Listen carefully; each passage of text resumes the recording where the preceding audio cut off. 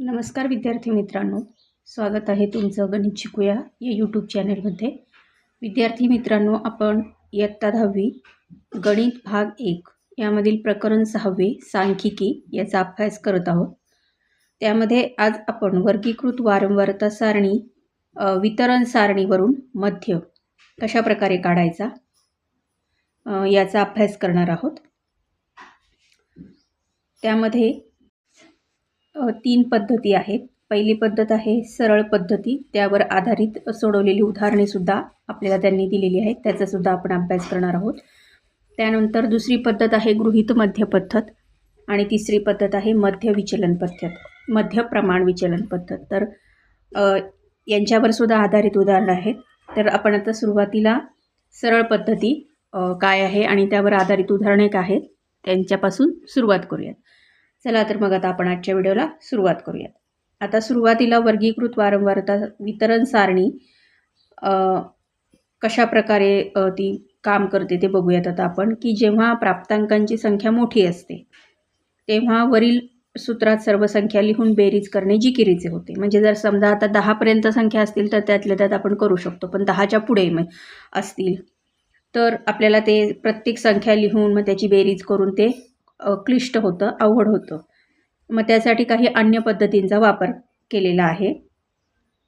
तर कधी कधी काय होतं की मोठ्या प्रमाणात केलेल्या प्रयोगाची सामग्री वर्गीकृत सारणीत दिलेली असते. अशा वेळी सांख्यिक माहिती तपासण्याच्या संख्यांचा मध्य अचूक काढता येत नाही, म्हणून त्यांच्या जवळपासची संख्या काढण्याची किंवा अंदाजे मध्य काढण्याची रीत काय आहे ते आता आपण बघूयात. तर त्यातली पहिली पद्धत आहे सरळ पद्धती. यामध्ये वर्गीकृत जी सांख्यिकी माहिती आहे तिचा मध्य काढण्याची रीत या पद्धतीने आता अभ्यासून बघूयात आपण. तर उदाहरण बघा काय आहे त्यासाठी. खालील सारणीत एक काम पूर्ण करण्यास प्रत्येक कामगाराला लागणाऱ्या वेळेचे वारंवारता वितरण दिले आहे. त्यावरून ते काम पूर्ण करण्यास एका कामगारास लागणाऱ्या वेळेचा मध्य काढा. आता इथे हा तक्ता बघा काय सांगतोय. प्रत्येकाला काम पूर्ण करण्यास लागलेला वेळ म्हणजे तासामध्ये तो दिलेला आहे. तर हे 15 ते 19 तास, 20 ते 24 तास असे 35 ते 39 पर्यंत आपल्याला दिलेले आहेत. आणि कामगारांची संख्या दिलेली आहे. 15 ते 19 तासांमध्ये ज्यांनी काम केलेलं आहे ते आहेत 10, 20 ते 24 तासात काम केलेले 15. अशा प्रकारे इथे हे आपल्याला 35 ते 39 पर्यंत 5 असे हे दिलेलं आहे. आता ह्याचं आपल्याला मध्य काढायचा आहे, तर तो बघूयात कसा काढायचा. आता इथे उकल बघा, इथे ही सारणी दिलेली आहे. त्यामध्ये वर्ग वेळ तासामध्ये इथे दिलेली आहे.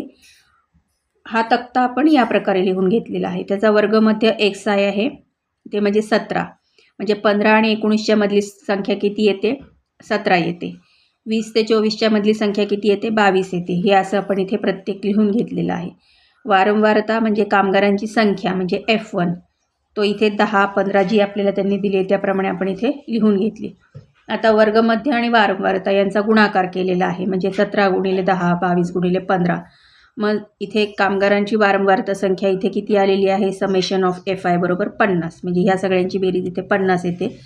आणि ह्या समेशन ऑफ XI FI बरोबर किती येतात? 1265 ह्या सगळ्यांची बेरीज. मग आता इथे बघा काय त्यांनी सांगितले की सारणी दाखवल्याप्रमाणे उभे स्तंभ घेतले. हे बघा इथे पहिल्या स्तंभात वर्ग लिहिले, दुसऱ्या स्तंभात XI लिहिला, तिसऱ्या स्तंभात वर्गातील कामगारांची वारंवारता लिहिली जसं आत्ताच आपण बघितलं. आणि चौथ्या स्तंभात वर्गासाठी XI गुणिले FI हा गुणाकार लिहिला. नंतर समेशन लिहिले आणि सूत्रावरून मध्य काढला. तर सूत्रावरून मध्य बघा, तर हे सूत्र आपल्याला मध्य जे आहे आपण आत्ता मागच्या व्हिडिओमध्ये शिकलेलं आहोत ते सूत्र, त्यामध्ये ह्या सगळ्या किमती आपण ठेवल्या. आणि आता हा N जो आहे हा FI म्हणजे हा समेशन ऑफ FI म्हणजे हा N असतो. म्हणजे एकूण संख्या किती आहे ती, एकूण कामगारांची संख्या किंवा प्राप्तांकांची संख्या. तर ती मग इथे 50 लिहिली आपण.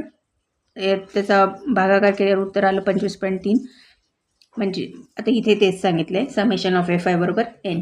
म्हणजेच एका कामगारास काम पूर्ण करण्यास लागलेल्या वेळेचा मध्य 25.3 तास. म्हणजे अंदाजे एवढ्या वेळ प्रत्येक कामगाराला लागलेला आहे. त्यावर आधारित हे सोडवलेले उदाहरण बघा. पहिलं उदाहरण आहे. खालील सारणीत 50 विद्यार्थ्यांच्या चाचणी परीक्षांच्या गुणांची टक्केवारी दिली आहे. त्यावरून गुणांच्या टक्केवारीचा मध्य काढा.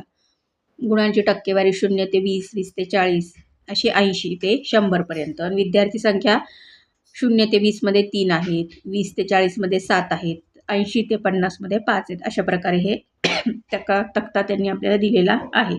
आता इथे आपण बघायचं तर उकल कशी करायची, हे कसं सोडवायचं. तर इथे आपल्या ह्या तक्त्याच्या आधारेच आपण इथे ही सगळी माहिती लिहून घेतलेली आहे. आता इथे 0 ते 20च्या मधला वर्गमध्ये काय येतो, 10 येतो. 20 ते 40मधली किती आहे संख्या, 30 आहे. 40 ते 60मध्ये 50 आहे. अशा प्रकारे आपण लिहून घेतली. मग इथे n लिहून घेतला, तो आला 50. विद्यांची वारंवारता संख्या म्हणजे सगळी ही किती येते, 50. आणि वर्गमध्य वारंवारता यांचा गुणाकार इथे येतो 28, 40.